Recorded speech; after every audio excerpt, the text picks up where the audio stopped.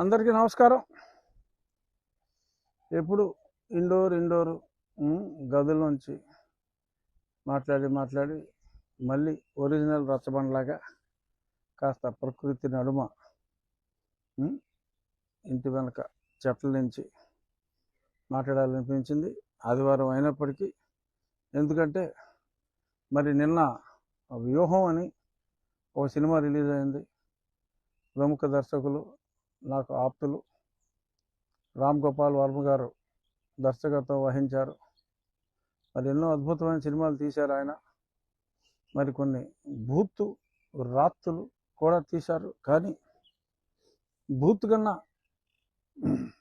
ఒక horror cinema, రాత్రిని మించిన హారర్ సినిమా మా మిత్రులు తీయటం అభినందనీయం అని ఎందుకంటున్నానో ఇంకొంచేపు అయ్యాక తెలుస్తుంది. మరి నిన్న రిలీజ్ అయిన ఆ సినిమా, మరి నిన్న మిత్రులు రామ్ గోపాల్ వర్మ గారు, మరి నిర్మాతగా పేరున్న దాసరి కిరణ్ గారు, వాళ్ళు కేక్ పెట్టుకుని, ఒరిజినల్గా వీళ్ళ వెనకాల గతంలో ఒకడు ఉండేవాడు కిరణ్ గారు వెనక. వాడు కొంచెం మరి దూరమైనట్టున్నాడు, ప్రస్తుతం గేలు కూడా చేస్తున్నాడు. ఒక కత్తితో కస పొడిచేసి ఆ కేక్ని ఒక అద్భుతమైన మాట అన్నారు. ఎవడో అడిగాడు, పనికి మాలినోడు, ఆ సినిమా సూపర్ హిట్ అనుకుని. మరి ఎవరైనా కాకిపిల్ల కాకి ముద్దు, రాము గారి సినిమా రాము గారికి ముద్దు, ఆయన సినిమా విపరీతంగా ఆలేస్తుంది అనుకున్నట్టున్నారు. ఏదో ఫస్ట్ షో ఎక్కడో మరి విజయవాడలో ఉన్న కొద్దిమంది బలవంతంగా వచ్చినట్టున్నారు, అంతే. అసలు కలెక్షన్లు ఏంటో నేను సవివరంగా చెప్తా. సో ఆ వ్యూహం అనే సినిమా మామూలుగా మనం అందరం అనుకుంటాం, రాయలసీమలో అసలు జగన్మోహన్ రెడ్డి గారు పెద్ద తోపు తురుము ఖాన్ అని. సినిమా ఏదన్నా ఆడితే రాయలసీమలోనే ఒక మాదిరిగా ఆడొచ్చు.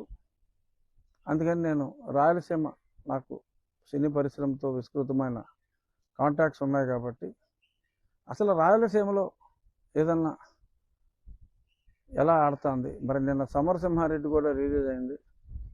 అది బాగా రెవెన్యూ చేసింది. నిన్న రాయలసీమలో కూడా అద్భుతంగా చేసింది. సరే, ఇక మనకెందుకు కానీ ఆ సమరసింహారెడ్డి గొడవ. జగన్మోహన్ రెడ్డి ఆత్మకథ అని చెప్పడం జరిగిన ఈ వ్యూహం గురించి మాట్లాడుకుందాం. ఎవరు పన్నిన వ్యూహంలో నేను అర్జున్ రెడ్డిని, నాకు వ్యూహంలోకి వెళ్ళటమే కాదు రావటం తెలుసు అన్నాడు. కానీ మరి ఈయన వ్యూహంలోకి వెళ్ళి డమాల్, దీనివల్ల రిపర్కషన్స్ మనకు వచ్చిన అనాలిసిస్లు కూడా చెప్తా. ముందుగా కడప జిల్లా చెప్పుకుందామా, చిత్తూరు జిల్లా, చిత్తూరు డిస్ట్రిక్ట్లో తిరుపతి సంధ్యాలో, Chittoor Chanakya, Madanapalle Sai Chitra, Kalahasti RR, Punganur Taj, Palamaner Padmasri, Pileru SV Mahal, Kalluru MNR, Damalacheruvu Sangam, కుప్పంలో మురుగన్ అనే థియేటర్లో వచ్చిందండి. కొన్ని చోట్ల 2 షోలు, కొన్ని చోట్ల 4, కొన్ని చోట్ల 0 షోలు. ఎస్పెషల్లీ మదనపల్లి, కాళహస్తిలో నో షో. పొంగనూరులో మటుకు 4 షోలు. పాపం పెద్దిరెడ్డి గారు బలవంతంగా వేసినట్టున్నారు. సో నూన్ షో కలెక్షన్లు చెప్తా. ఒక్క చిత్తూరు చాణక్యలో, తిరుపతిలో షో పల్లా మార్నింగు, చిత్తూరు చాణక్యలో 9,900. తర్వాత తాజ్ పొంగనూరులో 4,462. పీలేరులో 2,280. ఇంకెక్కడో పాపం సంగం దమల చెరువులో 485 రూపాయలు గ్రాస్ ఇది. ఆ మురుగన్ థియేటర్లో 2,483 నూన్ షోకి. మ్యాట్నీ షోకి మురుగన్నే చెప్పుకుందాం, 1,479. అంటే ఒక 10-15 టికెట్లు అలా తెగినాయి. First show 1,566, second show 2,610. ఇలాగా నా దగ్గర నెట్ ఎంత, గ్రాస్ ఎంత, షేర్ ఎంత అనే వివరాలు థియేటర్ వైజు ఉన్నాయి. అలాగే అంటే నేను ఇది ఉన్నట్టు చెప్తున్నా. కర్నూలులో ఆనంద్ 4 షోలు అన్నారు. కర్నూలు ఎస్విసి ఓరి అమ్మాయి సినిమా అందానికి కర్నూలులో 3 థియేటర్లు రా బాబు. కర్నూలు శ్రీరామ 4 షోలు. నంద్యాల రఘురామ అబ్బో నా పేరు. ఆదోని ద్వారక ఎమ్మిగనూరు శ్రీనివాస షోలు 4. మార్కాపురం విజయ, గిద్దలూరు కృష్ణ, అలల్లగడ్డ శ్రీరామ,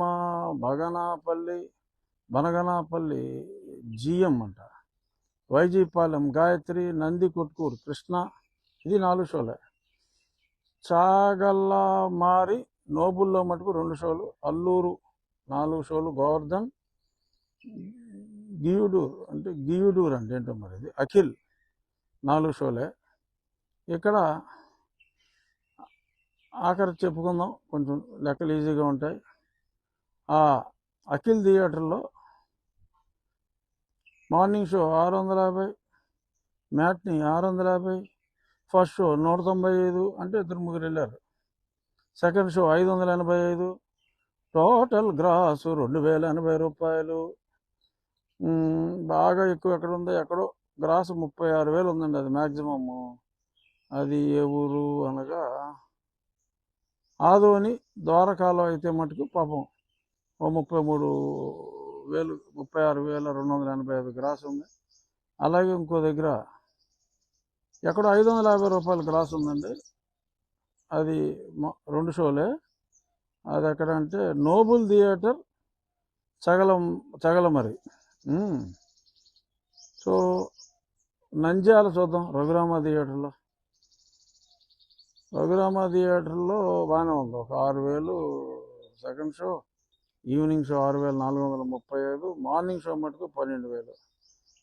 అక్కడ రఘురామ నా థియేటర్లోనే కొత్త చూశారండి ఈ సినిమా. అక్కడ మటుకు ఓకే 34,000 దాకా వచ్చిందండి. సరే, ఇక థియేటర్ అంటే నేను అథెంటిక్గా చెప్తున్నాను అనటం కోసం ఈ థియేటర్ల పేర్లు వరకు చదివి ఫుల్ షేర్ చెప్పేస్తా, తర్వాత విశ్లేషిద్దాం. అనంతపూర్లో గంగా, హిందూపూర్లో అమృత్తు, గుంతకల్లో వాసవి, గూటీలో ఒక అమృత్తు, రాయదుర్గంలో కేబీ 4 షోలు, పెనుకొండ వెంకటేశ్వర 4 షోలు, ఉరవకొండ బాలాజీ 4 షోలు. ఇది కాక అది కడప అయిపోయింది. అనంతపూర్ అంతే. రాయలసీమలో అంతేగా, 4 జిల్లాలుగా. కడప అసలు మామూలు కడప కింగు, కడప సింహం, పులి కడుపున అదేదో పులి పుడుతుంది ఇంకేదో పుట్టదు అంటారు కదా. ఆ కడప సంగతి చూద్దాం. కడప రవి థియేటర్ 2 షోలు.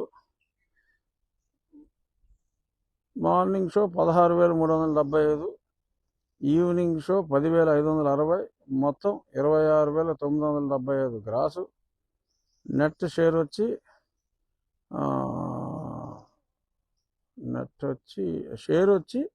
11,922 రూపాయలు.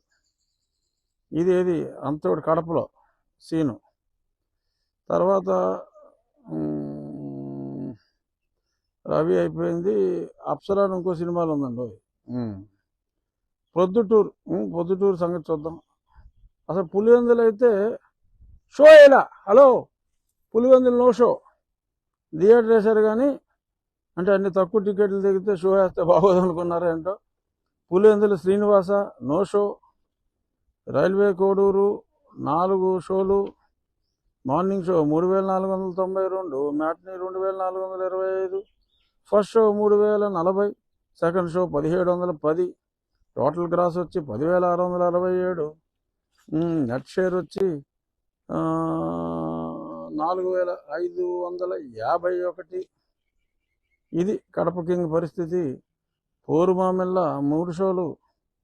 మార్నింగ్ షో లేదు. Matinee 2,813, first show 1,649, second show 2,231, total gross 6,693.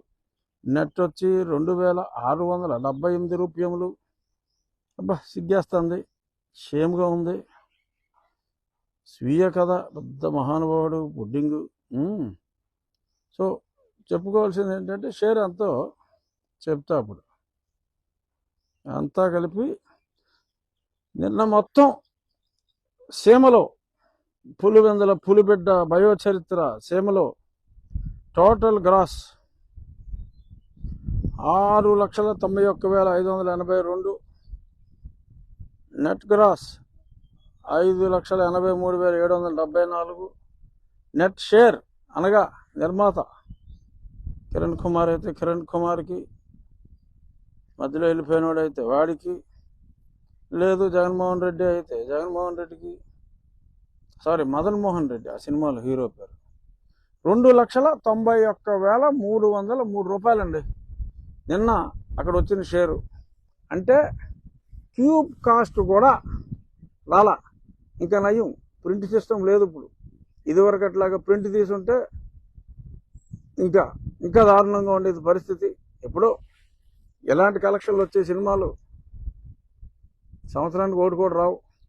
మరి అటువంటిది రాష్ట్ర ముఖ్యమంత్రి జీవిత చరిత్ర ఇంత దారుణంగా ఉండటం అన్నదే. సరే 3 రోజుల క్రితం అయితే చాలా బాధపడి ఉండేవాడిని, ఎందుకంటే అప్పుడు నేను ఆ పార్టీలో ఉన్నాను కనుక. ఇప్పుడు బాధ లేదు, కొంచెం సంతోషం కూడా ఉంది. ఎందుకంటే ఆ సినిమా మరి 2వ రోజు ఫుల్ అయితే అన్నా. నేను 2వ షో అని కూడా అన్నా, 2వ రోజు అన్నా. 2వ షో కాదు కదా, రాయలసీమ మొత్తం మీద ఎక్కడా కూడా ఒక షో కూడా ఫుల్ అవ్వాల. ఎంటైర్ రాయలసీమ పులివెందులో షో బల్లా, ఎంటైర్ రాయలసీమ మొత్తం షేర్ ఎంతో చెప్పేగా 3 లక్షలు దాట్లా. అంటే ఇవాళ ఇంకా భయపడిపోయి టికెట్లు కొనిపడి తప్ప వాళ్ళు మనుషులు ఉన్నా లేకపోయినా అని ఎంత ప్రెస్టేజ్కి వెళ్ళినా డొల్ అయిపోనాది, అందరికీ తెలిసిపోనాది.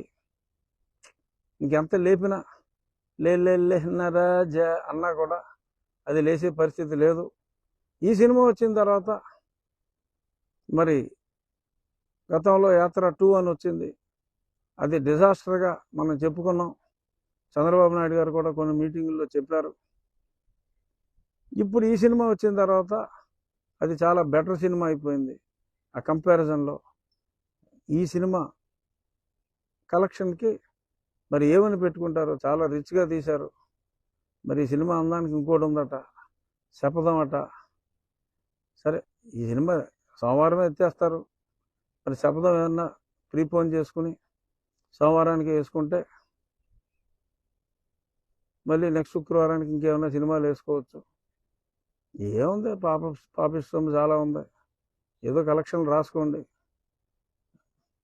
ఆంధ్ర కలెక్షన్లు కూడా రేపు చెప్తా. నిన్న ఇవాళ కలెక్షన్లు వీళ్ళు ఎంత కలెక్షన్లు కట్టడి చేసినా మాకు వచ్చేస్తాయమ్మా. నువ్వు టికెట్లు కొని షో చేసినా థియేటర్లో ఎంతమంది కూర్చున్నారో కూడా చెప్తావమ్మా. మదన్ మోహన అన్నీ చెప్తాం. ఇది కలెక్షన్లో మీ ముందుంచా. సో దీన్ని బట్టి అర్థమైంది ఏంటంటే ప్రజలు ఈ వ్యక్తిని చూడటానికి ఇష్టపడతలా. కనీసం ఆ వాలంటీర్లు చూసినా ఇంకొంచెం బెటర్ కలెక్షన్ నుండి. అన్యాయం కదరా వాలంటీర్లు. ఏదైనా మీరు కూడా మంచోళ్ళు అని చెప్పి వాళ్ళు ప్రూవ్ అయింది. ఇక్కడ మరి బలవంతంగా మీరు ఆ డ్వాక్రా మహిళల్ని మిగిలిన వాళ్ళని లిక్కర్ ఇచ్చి బిర్యానీ ఇచ్చి మరి ఫిల్ చేయమని, అంటే నిన్నైతే వాళ్ళు కూడా కలెక్షన్లు వస్తాయని ఎక్స్పెక్ట్ చేసి ఉంటారు, షాక్లో ఉండుంటారు. మరి వాళ్ళ నుంచి మీకు ఏమన్నా ఎక్స్ట్రా డ్యూటీ పడుతుందేమో. వీళ్ళందరినీ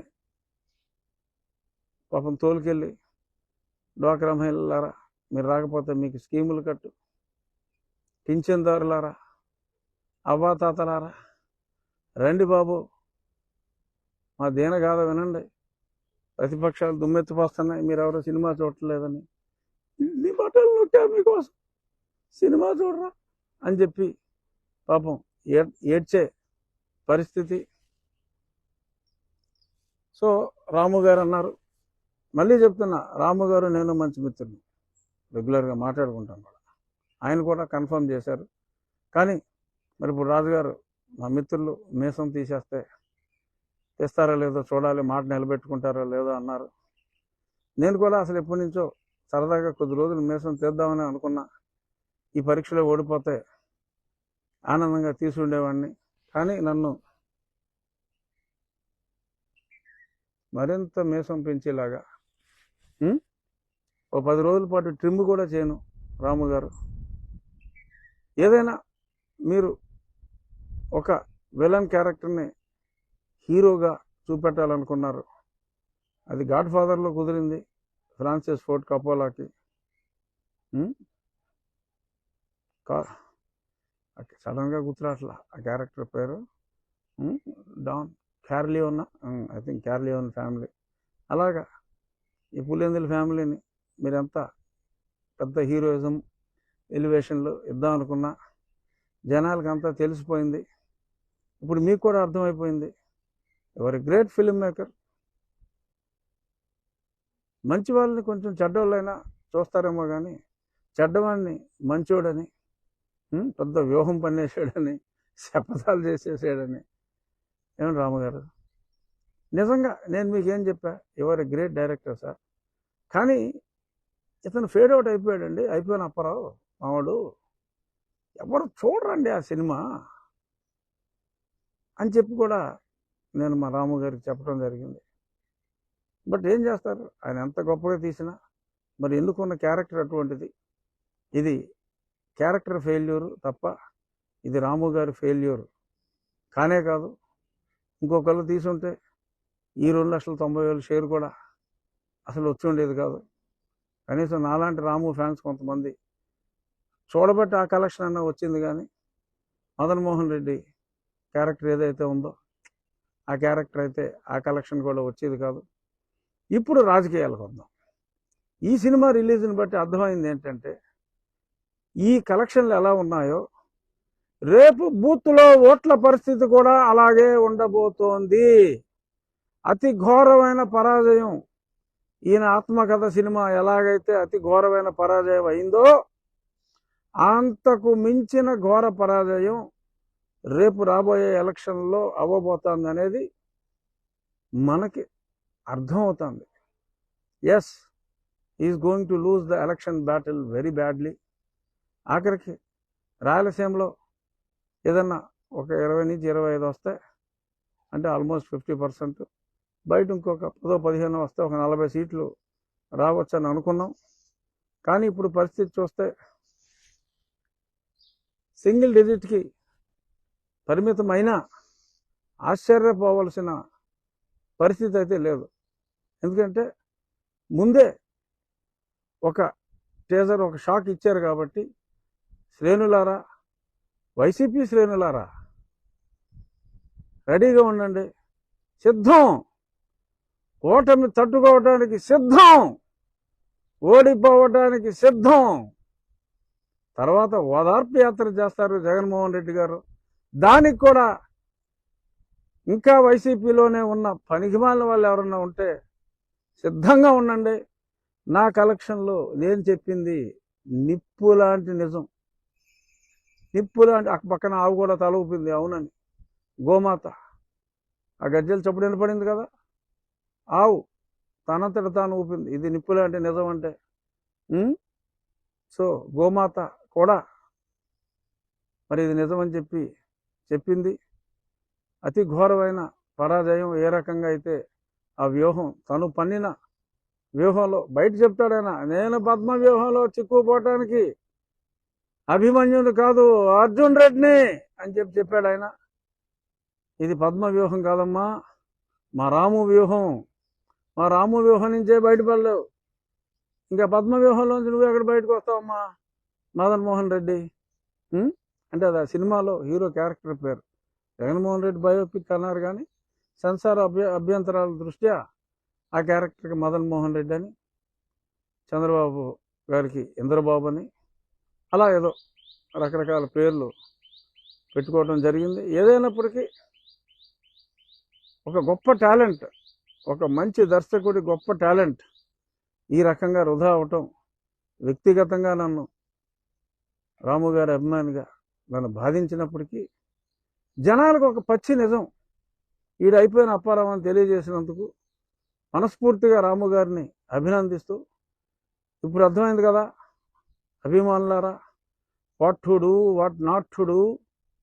వాట్ టు డూ అంటే కూటమి, తెలుగుదేశం, జనసేన, అప్పుడు ఒప్పుకోకపోయినా టీవీ నైనోడు అదే పనిగా పొత్తు లేదు, నా తొక్క లేదని చెప్పి అంత అరిసి గీపెట్టినా, నేనైతే 2.5 సంవత్సరాల నుంచి ఏ స్టాండ్ మీద ఉన్నాను ఆ స్టాండ్ మీద ఉన్నా. కూటమికి ఓట్లేయండి. ఈ సినిమాకి పట్టించిన దుర్గతి యువజన, శ్రామిక, రైతు కాంగ్రెస్ పార్టీకి పట్టించడానికి మనం సిద్ధంగా ఉన్నాం. వారిని అందరినీ ఓదార్చడానికి మరో ఓదార్పు యాత్ర 2 పేరుతో మరి ఆయన మొదలెడతారు. మరి ఆ షాక్కి ఎవరైనా మరి రాజశేఖర రెడ్డి గారు మరణించినప్పుడు షాక్ ఎలా తిన్నారో, మరి ఇది ఇంత దారుణంగా ఓడిపోయినందుకు షాక్ తినే ముందుగా ఒక ప్రిలిమినరీ షాక్ ఇచ్చారు. ఈ సినిమా ఇంత డిజాస్టర్ అయిందని చెప్పి ఎవరైనా మరి దిగులు చెంది మరణిస్తే మరి వారి కోసం ఎలాగో ఎలక్షన్ క్యాంపెయిన్లో తిరుగుతారు కాబట్టి మరి ఓదార్పు 1.5గా ఈ సినిమా షాక్ ఎవరైనా పోతే వాళ్ళని ఓదార్చండి. ఓదార్పు 2.0 డెఫినెట్గా ఎలక్షన్లు అయిన తర్వాత మీరు చేయాలి అని చెప్పి 4 రోజుల క్రితం వరకు మీ పార్టీలో ఉన్న ఒక నిర్భాగ్యుడిగా ఇది నా సూచన. మదన్మోహన్ రెడ్డి గారు. ఓకే, ఇక ఈరోజు ముఖ్యాంశం అనుకున్నది అదే 2వ అంశం అయింది. ముఖ్యాంశం సెక్రటేరియట్ తాకట్టు పెట్టేయండి. అంటే మన రాష్ట్ర ప్రజల secretariat, entire administration, the seat of governance తాకట్టెట్టేశాడు. ఇంతకంటే దారుణం, ఇంతకంటే సిగ్గుచేటు ఉందా?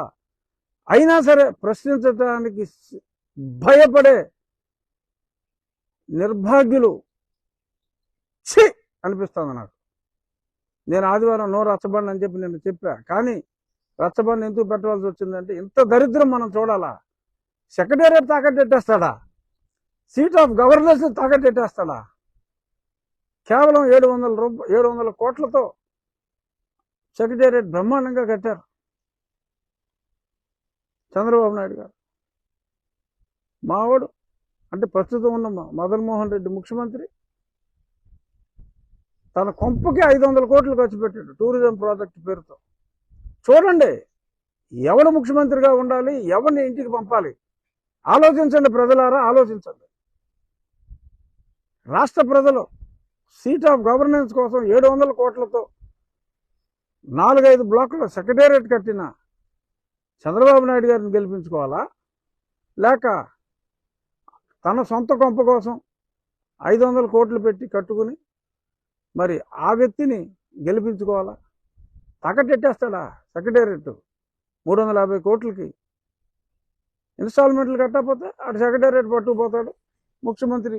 ఏదో మీటింగ్లో ఉండగా రేపు భవిష్యత్ ముఖ్యమంత్రి మరి పట్టుకుపోయించ ఆయన్ని లేపేసి ఖాళీ చేయించాలా బ్యాంకులు? అసలు ఏంటి సెక్రటేరియట్ తాకట్టు పెడతాం ఏంటండి బాబు? ప్రధానమంత్రి గారికి ఈరోజు మా స్టాఫ్ లేరు, రేపు ఇదిగో మా సెక్రటేరియట్ కూడా ఇటు తాకట్టు పెట్టేశాడు. ఐసిఐసిఐ అది ప్రైవేట్ బ్యాంక్ అయినా ఆడిపోతే హెచ్డిఎఫ్సికి వెళ్ళిపోయి ఇటు తాకట్టు పెట్టేశాడు. ఇంకా మీరు చూడండి బాబు. ఇంకా ప్రజలు ఈరోజు భయపడేది ఏంటంటే మరి నిన్న సెక్రటేరియట్ తాకట్టు పెట్టాడు మావాడు. సరే, వైజాగ్ అది క్యాపిటల్ అని చెప్పి అక్కడ తాలూకా ఆఫీసు, కలెక్టర్ ఆఫీసులు అవన్నీ ఎప్పుడో పెట్టాడు ఈయన. ఇటువంటి దుర్మార్గపు పరిపాలన ఇంకా ఎవరైనా పిచ్చినా కొడుకులు సమర్థిస్తున్నారంటే అది వారి కర్మ. ఇటువంటి వారి మధ్యన ఉంటాం మన కర్మ అని ఆవేదనతో తెలియజేస్తున్నాం. మనమేమి పెద్ద యుద్ధాలేం చేయక్కల. ఓటు అనే ఆయుధాన్ని మనం సింపుల్గా అలా బటన్ నొక్కి కూటమి సైకిలా, గాజు గలాస, కమలం పువ్వ, సరే ఒక గుర్తుంటే ఇంకో గుర్తు ఉండదు కాబట్టి ఈ మూడిట్లో ఏ గుర్తు కనపడితే దాన్ని కొట్టండి. విరిగిపోతున్న ఫ్యాన్కి దూరంగా ఉండండి. ఇక మరి అది కూడా తాకట్టు పెట్టేయడం అయిపోయింది. ఇంకా నెక్స్ట్ మిగిలింది ఏంటి? దానికో స్కెచ్. మన ఆస్తులన్నీ ఆల్రెడీ మనకి డాక్యుమెంట్లు ఇవ్వలేదు, వాళ్ళ దగ్గర పెట్టుకున్నారు. రేపు ఇలాగే ఇంకో పనికి మాలిన బ్యాంక్ కూడా వస్తాడు, ఈ కాగితాలు పెట్టేస్తాడు, అప్పులు ఆగేస్తాడు. ఏం చేస్తారు? ఇవాళ ఒక సోషల్ మీడియాలో చూసా, బలవంతంగా బ్యాంక్ కూడా వచ్చి మిమ్మల్ని కూడా తాకట్టెట్టేసాడురా మాకు అని ఒక కిడ్నీ లాగుతాడు. తర్వాత ఆ కిడ్నీలో రాళ్ళు ఎక్కువ ఉన్నాయి, ఈ కిడ్నీ సూట్ అవుదని చెప్పి ఆ రెండో కిడ్నీ లాగేయడానికి వస్తాడు. ఇది మనకు ప్యారడీగా అనిపించవచ్చు, కానీ సీట్ ఆఫ్ గవర్నెన్స్ సెక్రటేరియట్నే తాకట్టెట్టేసిన వాడికి నీ కిడ్నీలు ఇడ్లీల్లో అమ్మేయడని చెప్పి గ్యారంటీ ఏంటమ్మా? అమ్మేస్తారు. ఎత్తుకుపోయి విదేశీ మాఫియాకి అమ్మేసినా కూడా మనం ఆశ్చర్యపోకర్లా. అంటే ఇదే కార్టూను నేను మొన్న చూసుంటే ఇంత దారుణంగా వేస్తారేంటి అని అనుకుని ఉండేవాడిని. వాళ్ళ సెక్రటేరియట్ తాకట్టిట్టేశారని తెలిసిన తర్వాత no way we can tolerate this kind of governance. నేను ఎప్పటి నుంచో గొంతు చించుకుంటున్నా. 4 సంవత్సరాలుగా, అంటే 2020 ఏప్రిల్ మాసం నుంచి, అంటే ఒక నెల తక్కువ 4 సంవత్సరాలుగా అప్పట్లో నేను ఏకైక ప్రతిపక్షాన్ని, అంటే పాలక పక్షంలో ఏకైక ప్రతిపక్షాన్ని. ఇప్పుడు నాతో ఎందరో మిత్రులు, వేమిరెడ్డి ప్రభాకర్ రెడ్డి గారు వచ్చారు, మాగంటి శ్రీనివాసరెడ్డి గారు వచ్చేస్తున్నారు. నా కొడుకు వయసు అయినా నా కొలీగ్, మై ఫ్రెండ్ సన్ లావ్ కృష్ణదేవరాయలు, తను వచ్చేసాడు. ఇంకా కొద్దిమంది వచ్చారు, కానీ ఆ పేర్లు నేను నాట్ వర్త్ మెన్షనింగ్. ఎనీహౌ, ఇది పరిస్థితి. అప్రమత్తంగా ఉండండి. ఇక ముగించే ముందు ఒక విషయం, కొందరు ఇప్పుడు మనం ఒక కులం అనే వ్యవస్థ మంచో చెడ్డో ఏర్పడిపోయింది. అది ఇప్పుడు ఎవరో ఓవర్ నైట్ మనం కుల వ్యవస్థని నిర్మూలించలేం. మనుషులంతా ఒకటే, అందరిలోనూ ప్రవహించేది ఒకటే రక్తం. ఈ చిన్నప్పటి నుంచి మనం వింటున్నాం. ఎస్, బట్ ఎన్నిసార్లు చెప్పుకున్నా అది సత్యం. వృత్తుల ప్రకారం ఒకప్పుడు మన సనాతన ధర్మంలో అందరూ ఏం చేయాలో తెలియని పరిస్థితుల్లో ఉండకూడదని చెప్పి, అప్పట్లో డెమోక్రసీ లేదు కాబట్టి శాస్త్రధర్మం ఉన్న వాళ్ళని క్షత్రియులుగా, అందరికీ నలుగురికి అన్ని విషయాలు చెప్పడానికి, కొందరైనా సరే చదువుకొని మన విజ్ఞాన పరంపరని కొనసాగించడానికి బ్రాహ్మణులుగా, ట్రేడింగ్ అక్కడేదో ఉంటుంది, ఇక్కడేదో ఉంటుంది. సో అందరి అవసరాలు తీర్చడానికి వైశ్యులుగా, తర్వాత సమాజం టోటల్ శ్రేయస్సు కోసం ఒక వర్గంలో ఎన్నో వారి వారి చేతి వృత్తులను బట్టి కొన్ని కులాలుగా సనాతన ధర్మం, సరే కొందరు వ్యతిరేకించవచ్చు, నేను సమర్థించట్లా, వ్యతిరేకించట్లా, కానీ మంచో చెడ్డో ఒక కుల వ్యవస్థ అనేది ఇప్పుడు మనకి చెడ్డే. డెఫినెట్గా కుల వ్యవస్థ ఉండకూడదు. ఇప్పుడు అప్పట్లో అలా ఏర్పరిచారు, ఇప్పుడు అందరూ అన్నీ చేస్తున్నారు. క్షత్రియులు, అగ్నికుల క్షత్రియులు చేసేది ఒకటే, చేపలు పెంచడం, అమ్మటం. సో తేడా ఏం లేదు. సో అందరూ ఒకటే అయిపోయారు. All are same, all are equal. ఎవరైనా నాయి బ్రాహ్మణ వృత్తి చేయొచ్చు. నాయి బ్రాహ్మణుల్లో అందరూ గ్రేట్ సర్జన్స్ ఉన్నారు. సో అంచేత ఇప్పుడు ఈ కుల వ్యవస్థ అన్నది మనకు అవసరం లేదు, కానీ మన డాక్యుమెంట్స్లో రాయవలసిన అగత్యం ఉంది. నేను చూసా కొందరు రాజకీయ నాయకులు, మరి ఒక వ్యక్తిది, ఆ వ్యక్తి పేరు అనవసరం, మరొక బీసీ కులం, తప్పులేదు, ఎవరే కులంలో ఉండొచ్చు. ఈ రాష్ట్రంలో బీసీ, పక్క రాష్ట్రాల్లో ఓసీ. బీసీ అంటే తక్కువ కాదు, ఓసీ అంటే ఎక్కువ కాదు. కానీ మరి కొందరు వారి కులాన్ని అవమానించే విధంగా ఓట్ల కోసం సమాజంలో ఎక్కువ మంది ఓటర్స్ ఏ కులం వారు ఉన్నారో ఆ కులం వారుగా చలామణి అవుతున్నట్టుగా తెలిసింది. అయినా పేర్లు చెప్పడం భావ్యం కాదు కనుక నేను పేర్లు చెప్పను. వాచాలత కూడా చాలా ఎక్కువ. బట్ నేను no, I can't and I won't, I shall not reveal the name. But ఇటువంటి వ్యక్తులు వాళ్ళు మాట్లాడే మాటలు కానీ వింటే కొంచెం అసహ్యంగా, కొంచెం జుగుప్సగా ఉంటాయి. ఈ అసహ్యము, జుగుప్స అనే పదాలను బట్టి ఆ వ్యక్తి అవడం మీరు గెస్ చేస్తే maybe hats off to you. But no, I won't reveal at any point in time. Okay, but ఇటువంటి వ్యక్తుల గురించి కొంచెం అప్రమత్తతగా ఉండాలి. ఏ పట్రా అంటే అదేమన్నా తక్కువ కొలవా? రకరకాలు ఉంటారు, తప్పేంటి?